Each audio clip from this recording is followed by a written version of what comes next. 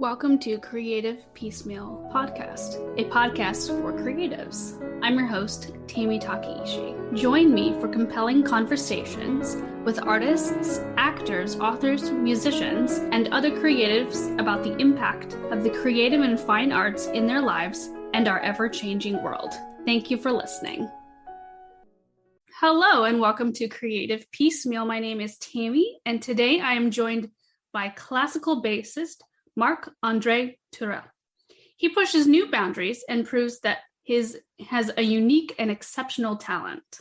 In January of 2022, he recently won the prestigious Swiss competition, the Rahn Musikpreis. And part of this prize is the arrangement of further concerts in Switzerland for the next 4 years.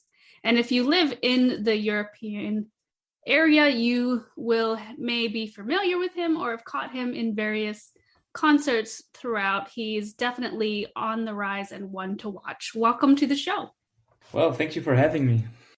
You're very welcome. I'm so excited. I follow quite a few musicians on Instagram, and I was just blown away by Marc-André's beautiful playing and such stunning style, especially for a young musician in this day and age. And I'm so excited that you're able to take the time to be on the show. Well, thank you very much. I'm really honored to talk to you today, and I'm glad you found me through Instagram.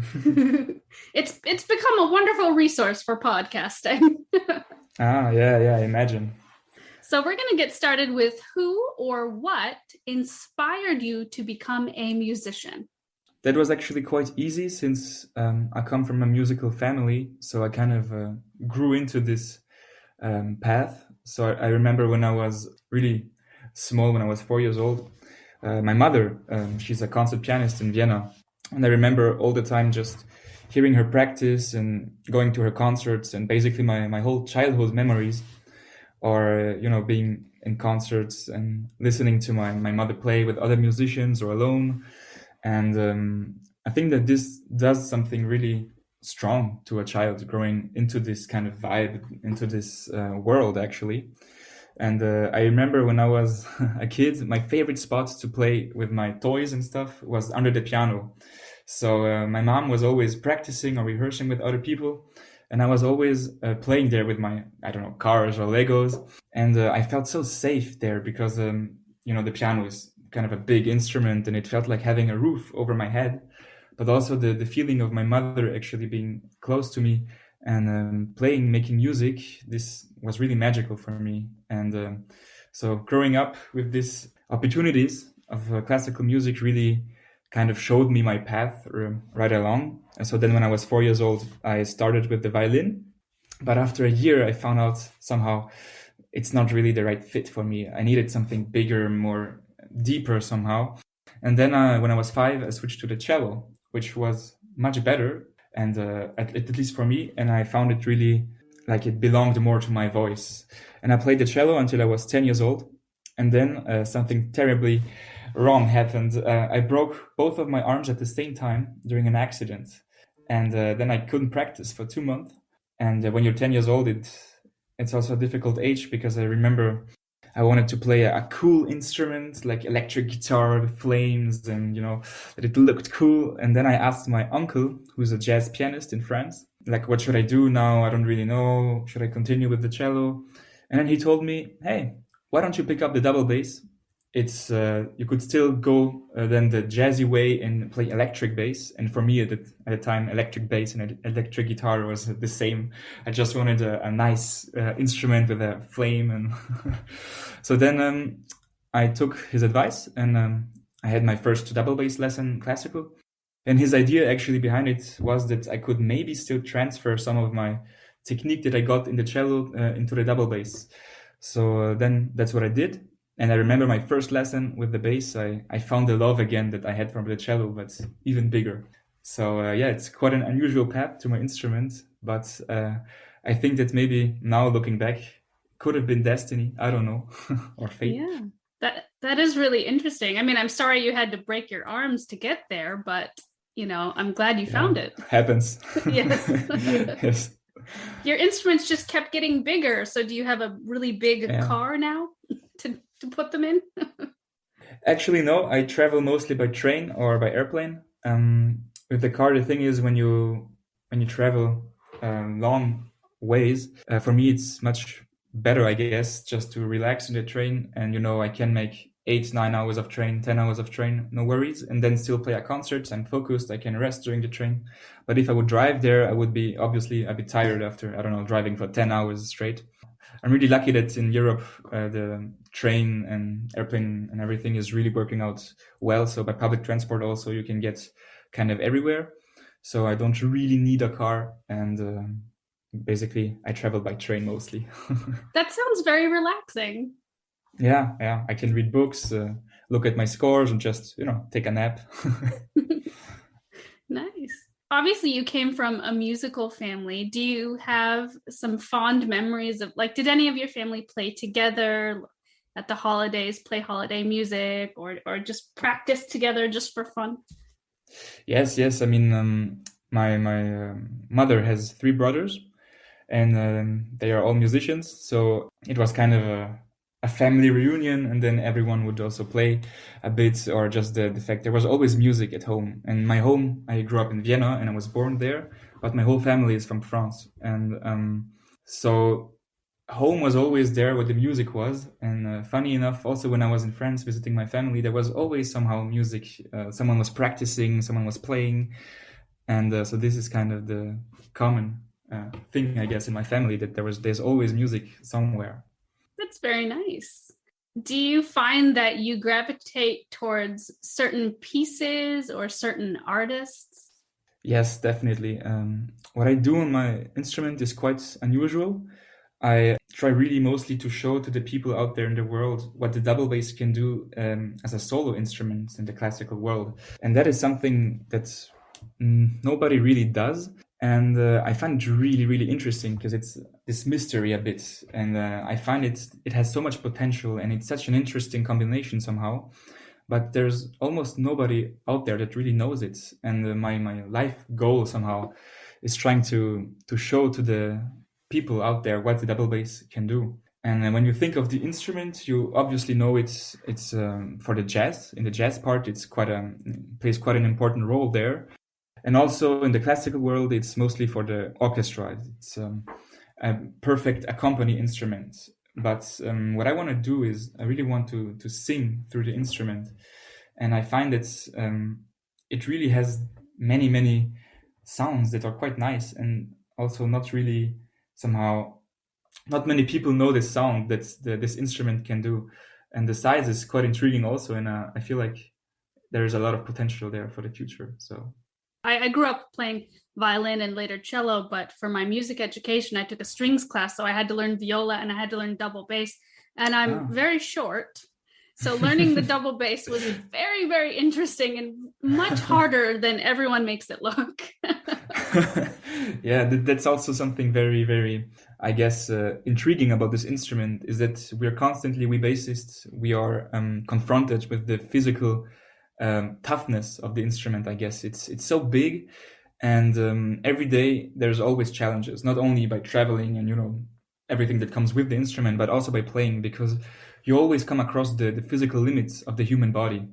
And I find it very interesting also because it's like a constant challenge. And I feel like I'm someone, I really like challenges. I like to challenge myself. And it's always like, all right, I can do it. Yeah, let's see.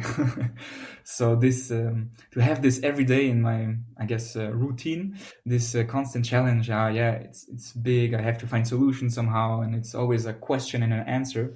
I find that to maybe even keep me more on this instrument, because there's always something new that I have to solve somehow, like a problem. Do you still find that the fundamentals of scales and arpeggios and etudes still help out even now that you're a professional? Yes, definitely. I feel like that's the foundation of everything. And still, when I have the time, when I don't play too much and I have the luxury of practicing a lot, then of course I will always implement scales and arpeggios into my practicing. I have some also exercises to keep the fingers in shape, and I feel like it's just very healthy to explore the instrument geographically with scales and arpeggios. So I do that. We're going to switch gears and ask a non-music question. What is a book that you've recently read? It could be a music or non-music book that really inspired you. I'm a huge fan of Schumann, of the relationship between Clara and Robert Schumann. And then, of course, with Brahms, it's like a love trio, one could say.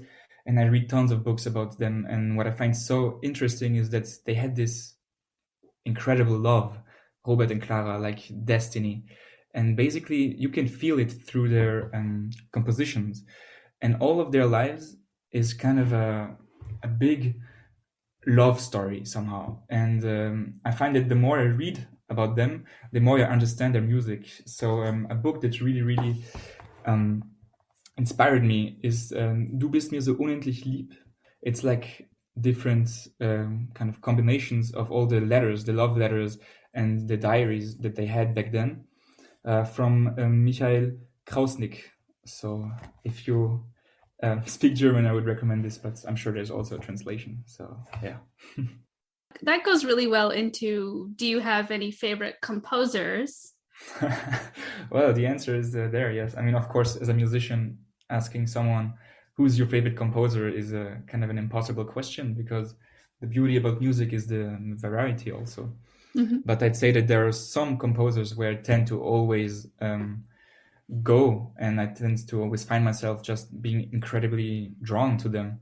And that's definitely Schumann, both Clara and Robert. Also Clara, it's really interesting because, female composers, it's something that it's quite rare. Also historically, it was kind of forbidden for them to compose. And I find it's, maybe you can feel it through the music, that's this kind of, contradiction by society. And so I really, really like to explore female composers. And Clara Schumann is definitely a genius in that way. So I'd say a few of my favorite composers would be Schumann, both of them, and Brahms. I find Brahms being incredibly mysterious. It has this mystery in all of the notes, of course, besides being a genius also. So I guess those were my top three that I'm always kind of drawn to, but of course many more, and it changes every day. That's the beauty about it. Yes, very true, very true. As new composers are coming on the rise, or you mm-hmm. discover a composer from a long ago that you'd sort of forgotten about. It's oh yeah, I remember this person. Yeah, exactly. Yes. You recently won a pretty big musical prize. Would you like to talk a little bit more about that and how are you doing? Yeah. So it's a really big deal in Switzerland, actually, where I'm currently living for my studies. And this prize is perfect for me, I guess, because it gives me the opportunity to play more concerts and gain more experience, and of course live my dream somehow. That's which is being on stage. So with this prize, which is the Rahn Musikpreis, I get for the next 4 years concerts in Switzerland together with other people, chamber music, or also as a soloist. And the next one will be in October, which it's going to be the first one actually, but in October in Zurich at the Tonhalle, chamber music concert, and I'm really looking forward to it. So having won this prize definitely is giving me many opportunities that allow me to grow as a musician. That's fantastic. And congratulations again with that. Thank you very much. Do you find yourself using the facts about music history and music theory a lot as you play and explore pieces? Like, does that ever come into your mind as part of the interpretations? Oh, that's a very, very good question. I must say in that regard, I'm quite different than most people. I always played kind of with my instinct and never really got a lot into music theory. Of course, I mean, I did everything that every musician has to do, but it was never really my strength, analyzing pieces and checking out the harmonies and stuff. And I was always just trying to feel the music with my heart and with my instincts. And for me personally, it always worked really good. But now that's the further I go into my musical path, of course, there's no way around it. Getting to know the important things in the scores is just part of being a true complete musician, and that's something I'm really working on working on now, because I guess it could be considered as one of my weaknesses. So I'm trying to push a lot in this regard, and it's definitely healthy for me, especially in Baroque times where harmony is more important than melody. This gives me just this objective kind of way to interpret pieces. I find that some people really love analyzing music, and other people are like, nope, and run away, Yes, that would be me. Yeah. So if you could play any other musical instrument besides the ones you already do, what do you think that would be? I think I would choose organ, because it's just an incredible instrument. It's really so massive, so mysterious. It has so many colors. The literature is also really great, and I feel like that this is an instrument that can open new dimensions somehow. So I'm definitely intrigued by this amazing instrument. Excellent. Yeah, it is a very interesting instrument, isn't it? Yeah, and so many varieties also, and I like it. Yeah. If you had to, let me rephrase that. What is the best piece of musical advice that you follow, and a piece of musical advice that you don't follow? Hard questions, I must say. So the best advice I actually got quite recently from one of the musicians I look up to the most. It was from Alois Posch. He was for a long time the solo double bassist of the Vienna Philharmonic, really a legend in the bass world. And in December, I think it was, we had a masterclass together with him. And at the end of my lesson, and was the last one, he looked at me deep in the eyes and he told me, Mark, there's one thing that you should always do for the rest of your life. No matter what you do in your musical path, you should always try to change the world. And he told me, no matter if you play solo, orchestra, with other people, chamber music, you have always the power in your contribution to make it better, the final product. And he told me it will not always succeed. I will not always be able, to make something incredible, magical. But what's important is that I should always try, and I should never play without giving everything that I have. And I found that to be so beautiful, first of all, and also so true somehow, that we always have the power to, with our acts, to change the world and make everything better somehow, and try to create magic. And I feel like if you always try to do this, of course you will not always make it, but you will, first of all, I think, make it much more than if you wouldn't try all the time. And also it's I could see it maybe also as a way in life, a way to think for general lives, that you have always the power to change something in your acts, and that trying to do everything is the most important thing, I guess. So our actions are important. And something I don't really follow is, again, for my specific case, the technical conservative rules we have in our instrument. The double bass got kind of, popular a lot more later than the other instruments if we compare to cello. So the technique also that we have globally is very fresh, everything. And there's a lot of tradition. And what I try to do is find my own way somehow. And I really don't like it when someone, I don't know, tries to force me to play like this, or says, this is, I don't know, this kind of technique, philosophy, and you have to follow this, otherwise everything else is not good. And I feel like we're all unique. We all have strengths and weaknesses, and just trying to find out what works the best for us is the most important thing, and also not to close our borders somehow. And so I really sometimes go a bit too crazy, but that's, part of it, I guess. Try to do my own thing, and I look at everything that there is, all the different, I guess, techniques and what other people are doing, but I never try to copy it or just try to follow one way. I try to take everything that I like and also find my own voice somehow. And I feel like that this is very important to every musician. At some point, this point will come if you really strive for greatness, I guess. You have to follow your own voice and create your own identity also. So this is something is quite important, I guess. Yeah, I agree. It's fantastic advice on both points, very important to, try to do good in the world, and also very important to find your own voice on whatever instrument that may be. Yes, exactly. Mm-hmm. So you do have the opportunity to travel quite a bit for what you do. Is there one place that you have not visited that you would really like to go? Yes. Of course, now bigger tours during COVID are much harder to plan than before. And, with the double bass, it's always a bit more complicated to have bigger trips. But one place I really always wanted to visit is Canada. I've never been there, but I've got a few friends that lived in Vienna that are from Canada.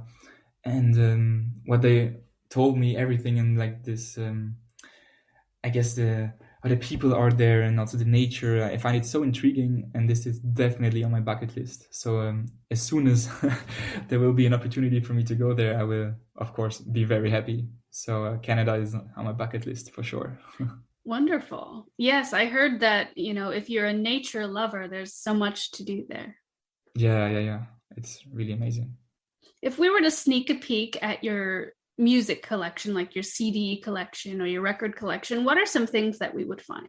Well, first of all, you wouldn't find that much because I don't like to listen to one piece too many times, because especially if it's something that I would play myself.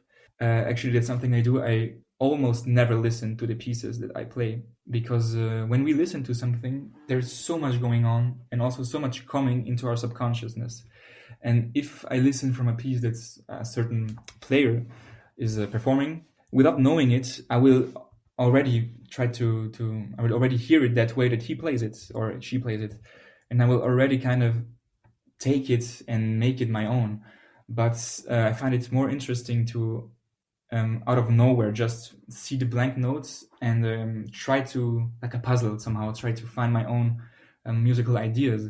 So of course, when it's a new piece, I will listen to it maybe in the beginning for 2 or 3 different persons, but I will never have like one track or I guess a CD that I would constantly listen to. So I have a few CDs, especially from musicians that I admire.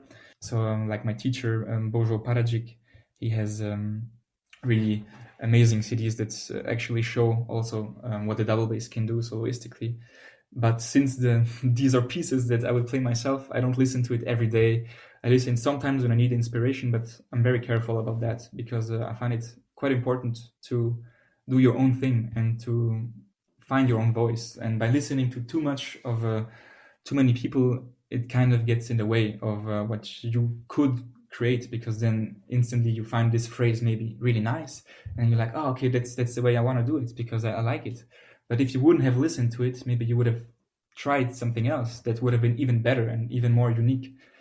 Very good points there for sure. What is the biggest part of being a musician that you love? I guess besides being, on stage, which is for me the best feeling ever, everything that comes with this job, the traveling, and of course meeting new people. And I find it so incredible to meet new cultures, new people around the world, and just to get to explore what our world has to offer through your job is, I think, something that we can all be very blessed for. Having more exotic tours like in Asia or something, where you can meet cultures that you would have never really seen before if you would have stayed in your country. And having this diversity is something that I really, really love too. And also this difference of like a daily routine. I'm someone, I hate having routines and things that I do always over and over again. And by having this lifestyle of traveling a lot and always seeing different places, different people, I have this kind of freshness constantly in my life, and every day is completely different. And this is something that really fits me, I guess. And I know it's not for everyone. Some people need a bit of more calm and something that they can rely on. But for me, it's really the opposite. I need the action. I need the variety, and so this is really my path. Nice. That sounds fantastic. If you could have dinner with any creative person, dead or alive, who do you think that would be for you? Well, that's easy again. Okay, now I'm pretty sure everyone listening to this will think I'm the biggest Schumann fanboy. But if I always tell to people when they ask me something like this, if I would have one opportunity to meet a composer or a creative person, dead or alive, many people think of the big names like Mozart, Beethoven, Bach, and for me, it definitely would be Clara Schumann. This woman is, I think, one of the single greatest person that changed the music history. If we think of it in the way that she must have been an amazing person, because almost every composer at the time completely fell in love with her, but really completely. Like there's so many stories and so much powerful music coming through the affection to this woman. And I always asked myself, what is it that this woman has that drives all the guys and completely crazy at the time? And then there's so many masterpieces that got created just through the love for Clara. And thanks to her, actually, we have so much more amazing pieces now. And I think that she must have been unique, and she must have had this one thing that you cannot quite explain, but it drives everyone crazy. So for me, it would definitely be, I don't know, I guess a dinner with Clara, just to see a bit what it's all about, Very nice, very nice. How has your life in the musical arts been different than you imagined? Well, I guess what I do is so out of the normal conservativeness, and I would have never thought that my daily life, my daily job would be so I guess so different every time. I do so many things that are a bit outside of my comfort zone, and I do things that I would have never thought, I don't know, if you would have asked me 5 years ago, that I would be doing. And I try to explore a bit different aspects of life and implement them in my music. So it's definitely a much wider variety of things that I do also on stage that I didn't really think of it before. I didn't know that my life would have this kind of turn. Also, I would have never thought of coming to Switzerland for my studies. And so this is it's very interesting, because what I do since I guess a few years is just really follow my heart and this burning I have inside of me, this desire to do something with my life. And since I trust 100% this feeling, amazing things happen somehow. So it's not like, I have to, I don't know, think to have a job that makes me safe somehow financially, or I just try to follow 100% this feeling that's, of course, a lot of times a risk taker, but somehow it always works out. And I don't know if there's a bigger force out there, or if this is my destiny, but I feel like if I really follow my heart, my path kind of comes along the way. And to me, it seems like destiny, at least. So, yes. Wonderful. Yeah, it sounds like you're doing some amazing things and it's going really well. I was wondering, you have a pretty strong following on social media. Do you think that you've inspired future generations of bass players? Oh, yes, this definitely, it's quite amazing. Actually, my following on social media, especially on Instagram, exploded, I guess, 2 months ago, where I was always, as a musician, especially as a classical musician, you have this conservative place somehow, concert people, and there's just like things that you can do and don't, definitely. And I always tried to be in the safe space. And since 2 months ago, I just asked myself, what would happen if I would not really care about what other people think and just do my thing? And since I did this, I implemented a bit more of, I guess, fashion and artsy things into my Instagram profile, different videos and pictures also. And it's really, really funny, because this relates to the thing that I just said earlier, that since I really follow what this voice inside of me tells me to do, everything else seems to happen in the best way possible. So since I did this kind of, step completely outside of my comfort zone without looking back, exploiting myself out there, and showing a lot of my private life also through Instagram. Follower count just exploded completely, and I got really a few tens of thousands followers over a couple of days, basically. And it's really, really beautiful to see that many people are following me, many young musicians, many children also, that look up to me, and I get many beautiful messages sometimes of people saying to me, yeah, thanks to you, I continued my musical path. It's been 30 years that I stopped doing it, but I always kind of regretted it. And by watching you doing your thing, you motivated me, you gave me the love again, and now I'm taking lessons again. Or people are starting to play the double bass thanks to me. Children that would have never really got into music found me somehow and thought, hey, why not?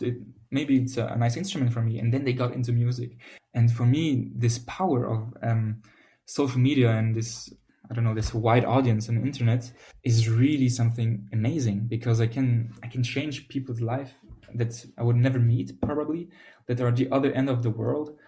And I have an impact actually that could be a decisive action in their lives. And maybe one of the, 50 kids that tries an instrument thanks to me will become later on a professional musician.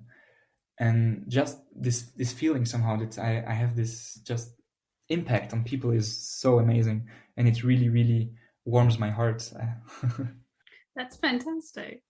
Also now this interview, it would never have happened without, I guess, social media and all of it. So yeah, very true. Yes, I'm very grateful for that we've been able to connect through social media and the love of music.